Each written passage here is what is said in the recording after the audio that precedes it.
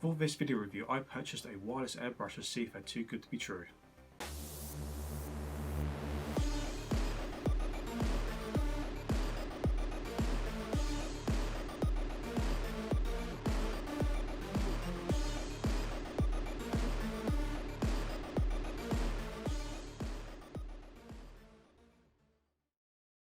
In this video, I wanted to see whether these reasonably priced airbrushes could be used to paint an entire army. I have a heap of unbuilt Necrons from over the years, including the Indomitus box, and I wanted to see if using this airbrush could bring my dream of making a synthwave army come true.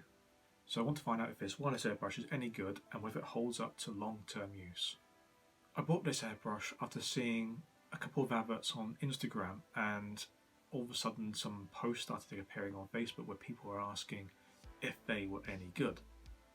But no one really had an answer. There was lots of speculation, but there was nothing really any concrete. Nobody had any first-hand experience with this product. I went down a bit of a rabbit hole trying to research these, and after a while I sort of realised that the one I saw advertised on Instagram looked identical to the ones that I saw for sale on Amazon or eBay from different sellers and different manufacturers. I can only conclude that these are the same design, just mass produced in different factories across a particular country.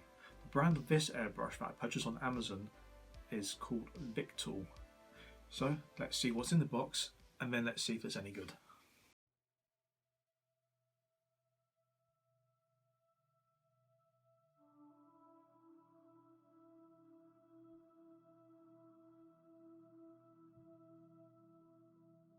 Okay, so what we have here is, there are some instructions, a very nondescript box, no branding,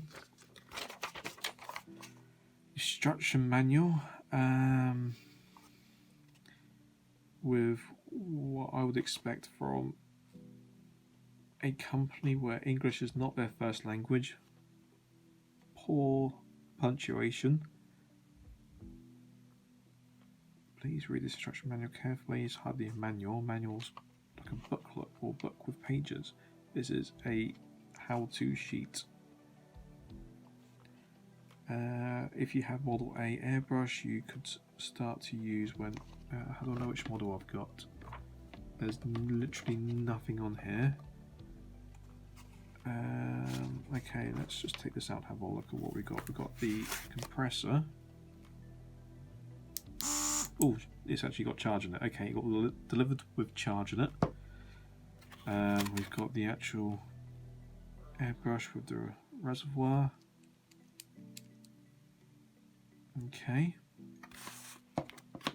We have a USB charger. We have a pipette and a lid for the reservoir. And what's this in here? A small spanner of some description. Okay. So I guess put the screws on.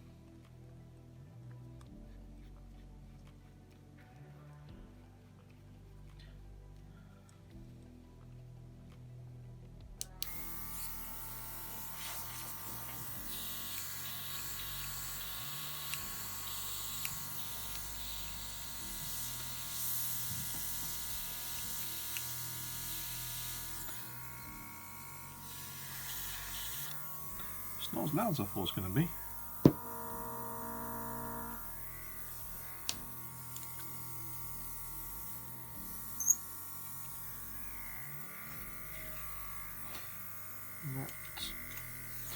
That just sits on there. That, I think,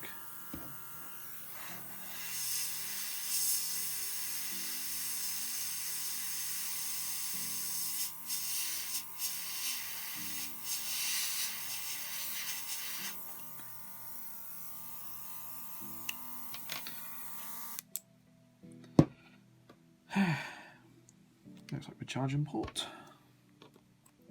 Plug that in. Right, it looks very basic. There's no speed.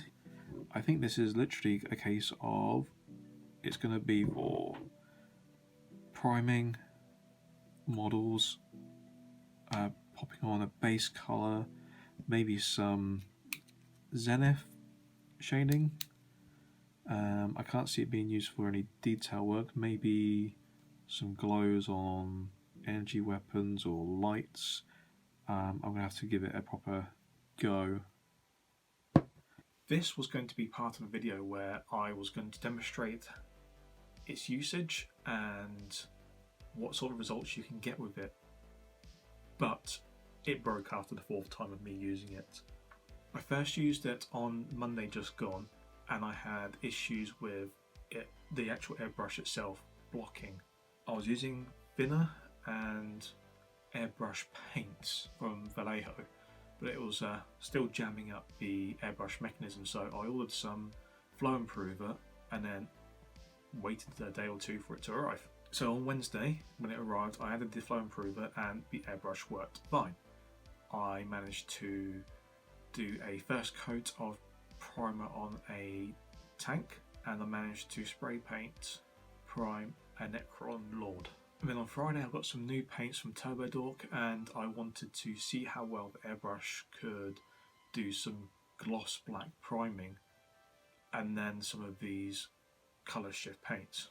I hadn't actually recorded any of these sessions yet because I was doing this after work and I was exhausted, so I was doing 5-10 minute sessions on those days after work just to get used to the airbrush and get some examples ready for the video.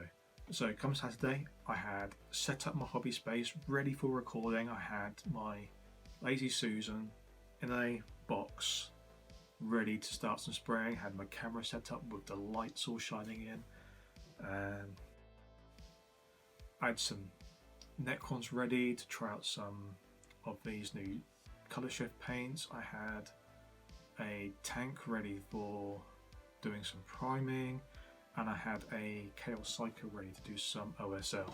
I hit record on the camera, loaded the airbrush with paint, aimed it, click, click, click, click, click, click, click, click. Nothing. I popped it back on charge, left it for a while. The light was still green all the time. Still wouldn't come on. So it lasted less than a week, and I managed to spray 2 models and half a tank. I managed to do the gloss on this quite nicely. I managed to start doing some colour shift paints on this Necron Lord. I managed to half spray this green. It still needs another pass. It's only got 1 coat on so far. I actually had high hopes for this airbrush. I was planning on making my Necron army and painting it just with this airbrush, and I'd ordered the Imperium magazine with hopes of maybe doing 2 units a month and posting regular social media updates on it, just to show people that, hey, this thing's still working, isn't it great? It's £45. It's amazing. Come on, this is an absolute steal. This is what I can do with it. But the fact it lasted maybe 15 minutes total spray time. After I finish recording what I'm doing right now, it'll be boxed up and left downstairs waiting for the courier to send back to Amazon for a refund. It was as I was on Amazon yesterday organising the return that I actually saw some newer reviews for this product and others similar, and it seems that my experience is not unique. I think this is a real shame as the concept itself is fantastic. I'm lucky enough to have a hobby room in this house, but I do not have a lot of space to keep an air compressor out all the time for an airbrush, and when I finish work I'm usually too exhausted to mess around with that. I usually just want to sit there and just stare into oblivion waiting for the next day to start.